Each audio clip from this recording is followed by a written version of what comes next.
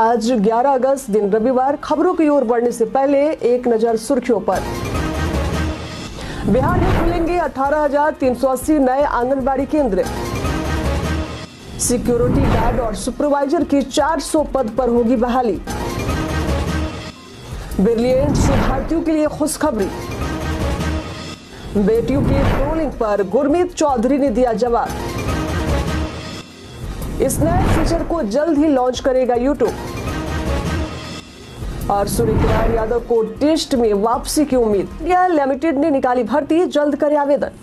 गेल India limited ने junior engineer, foreman, junior superintendent, junior chemist, junior accountant और technician जैसे पदों पर भर्ती निकाली है। ये भर्ती कुल 391 पदों के लिए है। आवेदन की प्रक्रिया शुरू है और आवेदन करने की अंतिम तारीख 7 सितंबर है। इच्छुक उम्मीदवार इसके आधिकारिक वेबसाइट gailonline.com पर जाकर आवेदन कर सकते हैं। इस भर्ती के लिए अलग अलग पदों पर अलग अलग शैक्षणिक योग्यताएं निर्धारित की गई हैं। इच्छुक उम्मीदवार इसके आधिकारिक वेबसाइट या अधिसूचना को देख सकते हैं। बिहार में 1235 करोड़ के निवेश से मिलेगा कोको कोला। बिहार के विकास के नए अध्याय की शुरुआत हो रही है। मशहूर उत्पादक कंपनी कोको कोला की franchise messrs SLMG beverages private limited ने बक्सर जिले के नवागढ़ में एक नया बॉटलिंग प्लांट स्थापित करने का ऐलान किया है।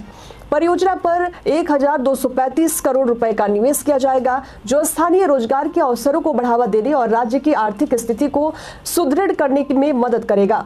बिहार के उद्योग मंत्री नीतीश मिश्र ने इस महत्वपूर्ण निवेश की जानकारी सोशल मीडिया प्लेटफॉर्म X पर साझा की है।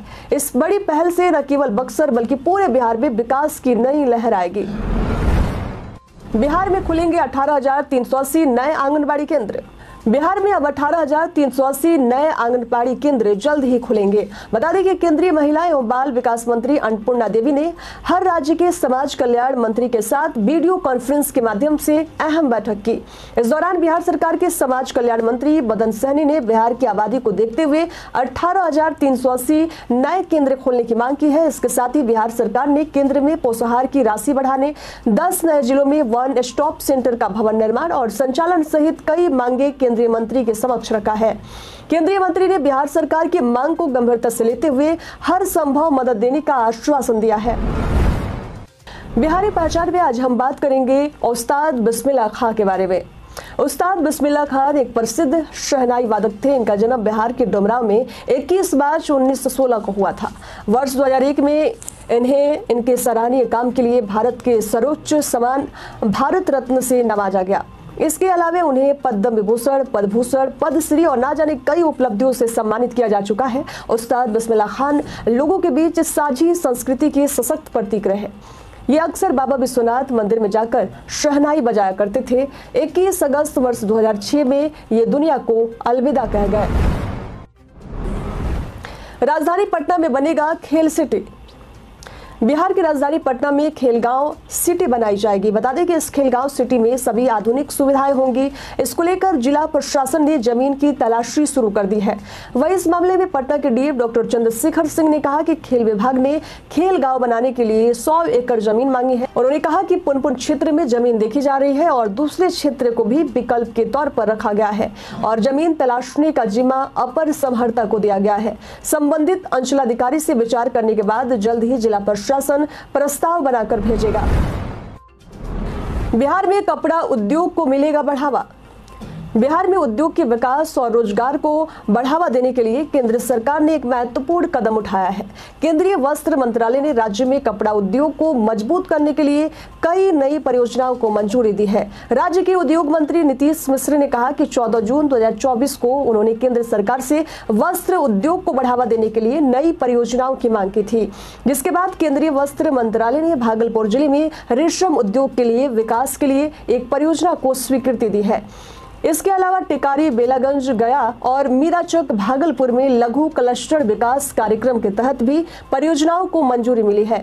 इसके साथ ही राज्य हस्तकरघा एक्सपो पटना और गया के आयोजन को भी हरी झंडी दी गई है।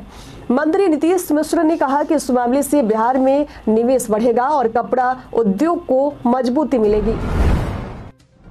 ब्रिलियंट शोधार्थियों के लिए खुशखबरी। ब्रिलियंट शोधार्थियों के लिए एक खुशखबरी सामने आई है। बता दें कि बिहार सरकार मुख्यमंत्री शोधवृत्ति योजना पर 100 करोड़ रुपए खर्च करने जा रही है। बता दें अब सरकार बिहार में मेधावी शोधार्थियों को हर महीने 15,000 रुपए की वित्तीय सहायता देगी। बता दें कि पहले सरकार शोधार्थियों को केवल 10,000 रुपए देती थी, जिसे अब बढ़ा दिया गया है। इस प्रस्ताव के अनुसार सभी विषयों में प्रत्येक वर्ष बिहार के मेधावी विद्यार्थियों को PhD करने के लिए शोधवृत्ति प्रदान की जाएगी। शोधवृत्ति योजना के तहत PhD करने वाले शोधार्थियों का चयन विश्वविद्यालय की कमेटी करेगी। विश्वविद्यालय के स्तर से चयनित शोधार्थियों के नाम की अनुशंसा शिक्षा विभाग को भेजेगी। बिहार पुलिस ने 15 टेलीग्राम और 3 व्हाट्सएप चैनल को किया चिन्हित। बिहार पुलिस के आर्थिक अपराध इकाई ने 15 टेलीग्राम चैनल और 3 व्हाट्सएप चैनल को चिन्हित किया है, जिन्होंने बिहार पुलिस सिपाही भर्ती परीक्षा में शामिल होने वाले परीक्षार्थियों और उनके अभिभावकों से संपर्क किया है और साथ ही प्रश्न पत्र की हल कॉपी उपलब्ध कराने के एवज में UPI ID से पैसे भी हस्तांतरित किए गए हैं। अब EOU सभी सोशल मीडिया चैनल और UPI ID की पड़ताल कर रही है। बिहार पर्यटन में आज हम बात करेंगे भागलपुर जिला के बारे में। यदि आप भागलपुर के हैं या इस जिले में घूमने की प्लानिंग बना रहे हैं तो कई ऐसी चीजें हैं जिसे आप एक्सप्लोर कर सकते हैं। यह जिला बिहार के दक्षिणी क्षेत्र में स्थित है। यहाँ पर आपको सबसे अधिक धार्मिक पर्यटन स्थल देखने को मिल जाएगा। इसके अलावा इस जिले में ऐतिहासिक विक्रमशिला विश्वविद्यालय भी है। भागलपुर में आकर आप विक्रमशिला विश्वविद्यालय के साथ ही मंदार हिल, तिलका मांझी, महर्षि मेही आश्रम, चंपापुर, दिगंबर जैन सिद्ध क्षेत्र आदि घूम सकते हैं। अगर आप फ्लैट या प्लॉट खरीदने जा रहे हैं तो इन बातों का जरूर ध्यान रखें। अब आपको अपने फ्लैट या प्लॉट को रेरा में निबंधन कराना होगा। बता दें, वैसी भू संपदा जिनमें जमीन का क्षेत्रफल 500 वर्ग मीटर से अधिक है या फ्लैट की संख्या 8 से अधिक है, उनका रेरा में निबंधन कराना अनिवार्य होगा। प्रमोटर बिना रेरा से निबंधन कराए बगैर ऐसे भू संपदा परियोजना का प्रचार, बुकिंग या बिक्री नहीं कर सकते हैं। निबंधन संख्या की जांच रेरा की वेबसाइट https://rera.bihar.gov.in पर परियोजना अथवा प्रमोटर की नाम डालकर की जा सकती है। ये जानकारी हमें IPRD के जरिए प्राप्त हुई है। सिक्योरिटी गार्ड और सुपरवाइजर के 400 पद पर होगी बहाली। बिहार के मधेपुरा के युवाओं के लिए एक खुशखबरी है। Security and intelligence service India limited क्षेत्रीय प्रशिक्षण केंद्र मुजफ्फरपुर की ओर से सुरक्षा सुपरवाइजर एवं सिक्योरिटी गार्ड के लिए 400 पदों पर भर्ती निकाली गई है। बता दें, सुरक्षा सुपरवाइजर के लिए शैक्षणिक योग्यता 12वीं पास होना आवश्यक है। वहीं सुरक्षा जवान की बात करें तो शैक्षणिक योग्यता 10वीं पास होना चाहिए। दोनों पद के लिए केवल पुरुष अभ्यर्थी आवेदन कर सकते हैं। बता दें, जिला मुख्यालय स्थित संयुक्त श्रम भवन में 10 अगस्त सिंहेश्वर प्रखंड कार्यालय परिसर में, 12 अगस्त गमरिया प्रखंड कार्यालय परिसर में, 13 अगस्त कैलाड प्रखंड कार्यालय परिसर में, 14 अगस्त शंकरपुर प्रखंड कार्यालय परिसर में, 16 अगस्त को शिविर का आयोजन किया जाएगा। वही कुमारखंड प्रखंड कार्यालय परिसर में 17 अगस्त, मुरलीखंड प्रखंड कार्यालय परिसर में 19 अगस्त, बिहारीगंज प्रखंड कार्यालय परिसर में 20 अगस्त, ग्वालापाड़ा में 21 अगस्त, उदा किशुनगंज में 22 अगस्त, पुरैनी में 23 अगस्त, चौसा में 24 अगस्त और आलमनगर में 27 अगस्त। अब जिला नियोजन में NCS पोर्टल पर पंजीकृत छात्र इस जॉब कैंप में भाग ले सकते हैं।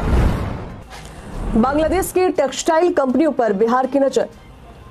बांग्लादेश में हालात को देखते हुए कई कंपनियां भारत में अपनी फैक्ट्रियों को शिफ्ट करने पर विचार कर रही है। बिहार ने इसको लेकर सुनहरा मौका मानते हुए अहम कदम उठाए हैं। बता दें कि राज्य ने बड़े संगठनों के साथ अनौपचारिक बातचीत शुरू कर दी है और राज्य सरकार ने अप्रैल काउंसिल ऑफ इंडिया को भी सूचित किया है कि अगर कोई टेक्सटाइल कंपनी बांग्लादेश से अपना पूरा सिस्टम भारत में स्थानांतरित करना चाहती है तो बिहार इसके लिए पूरा तरह से तैयार है। बता दें, बिहार और बांग्लादेश के मैन्युफैक्चरिंग हब के बीच सड़क मार्ग की दूरी मात्र 1000 किलोमीटर से भी कम है, जो इस शिफ्ट को और भी सुविधाजनक बनाता है। अब देखना यह होगा कि क्या बांग्लादेश से कंपनियों के भारत में शिफ्ट होने के इस अवसर का बिहार सफलतापूर्वक लाभ उठाता है या नहीं।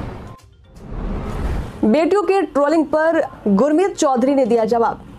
टीवी जगत के लोकप्रिय सितारे बिहार के गुरमीत चौधरी और देवीना बनर्जी ने पब्लिक लाइफ और उसके प्रभाव को लेकर अपना विचार साझा किया है। उन्होंने कहा कि जब आप एक्टर या पब्लिक फिगर होते हैं तो आपकी जिंदगी पूरी तरह से पब्लिक हो जाती है। उन्होंने ये भी बताया कि उन्हें कभी ये नहीं लगा था कि उनकी फेम का असर उनके बच्चों पर पड़ेगा, लेकिन अब वे इस नेगेटिविटी को मैनेज करना सीख चुके हैं। एक्टर ने कहा कि हमने सीख लिया है कि नेगेटिविटी से कैसे निपटना है। जब हमारी सोशल मीडिया प्रिंजेस की बात आती है तो उस पर 80 से 85% अच्छी और सकारात्मक चीजें हैं, जबकि 5% लोग हमें और हमारे बच्चों को ट्रोल करते हैं। बिहार को मोदी सरकार का बड़ा तोहफा। पीएम मोदी ने बिहार, पश्चिम बंगाल समेत 7 राज्यों को एक बेहद ही खास तोहफा दिया है। बता दें, पीएम मोदी ने 7 राज्यों में 8 नई रेलवे परियोजनाओं को मंजूरी दी है। इस दौरान पीएम मोदी ने कहा कि इस योजना से आ जाने से यात्रा में आसानी हो जाएगी, तेल आयात और कार्बन उत्सर्जन में कमी आएगी, रोजगार के अवसर मिलेंगे। इसके साथ ही कनेक्टिविटी से जुड़ी बुनियादी ढांचे को बढ़ावा मिलेगा। बता दें, ये परियोजनाएं 7 राज्यों ओडिशा, महाराष्ट्र, आंध्र प्रदेश, झारखंड, बिहार, तेलंगाना और पश्चिम बंगाल की 14 जिलों को कवर करेगी। ये परियोजनाएं भारतीय रेलवे के मौजूदा नेटवर्क को 900 किलोमीटर तक बढ़ा देंगी। इन परियोजनाओं के तहत 64 नए स्टेशन बनाए जाएंगे, जिससे 6 आकांक्षी जिलों और लगभग 510 गांवों और 40 लाख लोगों को संपर्क बढ़ेगा। इस नए फीचर को जल्द ही लॉन्च करेगा यूट्यूब को इस्तेमाल करने का एक्सपीरियंस पहले से और भी बेहतर हो, इसी कड़ी में यूट्यूब एक और नया फीचर की टेस्टिंग कर रहा है। ये नया फीचर स्लीप टाइमर है। स्लीप टाइमर फीचर आपको 10 minute, 15 minute, 20 minute, 30 minute, 45 minute और 60 मिनट का मिलेगा, जो प्लेबैक को रोकने के विकल्प के रूप में काम आएगा।